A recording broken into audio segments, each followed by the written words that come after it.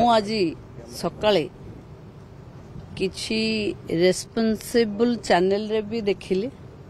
गोटे मिछ खबर प्रचार होछि जोटा अत्यंत दुखर कथा। सरकार तरफ मु कहि सारी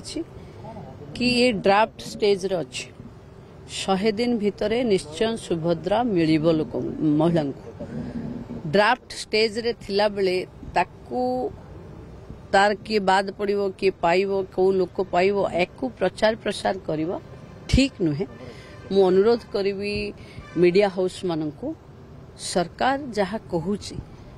ताकू ही देखांतु स्पेकुलेशन लगे लोकन को भ्रमित न करवा कथा आमे सरकार को सहयोग कर मोटामोटी एबे जाय किछि कोनोछि रीति नियम आसीनि त लोकन देखंतु सुभद्रा योजना 100 दिन भितरे महिला को मिलिबो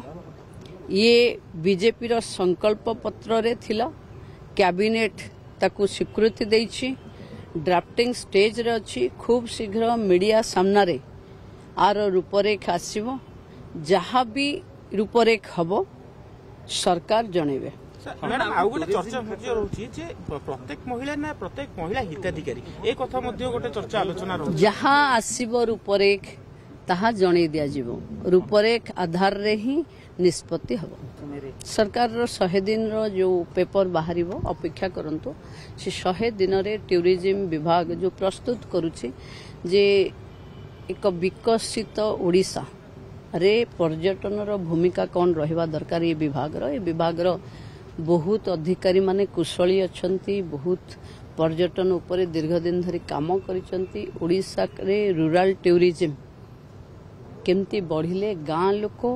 एवं विश्वर लोक गाँ लोक लाभवान हब विश्वर लोक ओडिशा को बुलिया को आसीबो रहिबो से को ध्यान रे रखी आगो को गोटे खसड़ा प्रस्तुत।